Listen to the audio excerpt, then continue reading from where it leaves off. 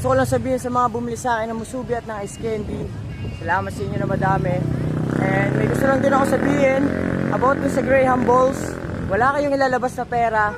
Ang gagawin nyo lang is magbibenta kayo, bibigyan ko kayo ng 15 pieces, and kada isang piraso na benta nyo, meron kayong 2 pesos. So bale 5 pesos yun. 3 sa akin, 2 sa inyo. Wala kayong lalabas, magbibenta lang kayo ng Graham Balls. Fuck, ang init kasi, nabubulol ako eh. Tira mo naman oh, kung paano kainit yung tinatahak natin. Magbabike lang tayo. Tapos meron pa sa kadiwa, paakyat yun. Whew! Nakakapagod isipin. Pero palagyan, at least naubos yung ice candy natin. Salamat sa Panginoon. Sa awa ng Panginoon, naubos yung paninda natin. Yun lang, agent. Salamat.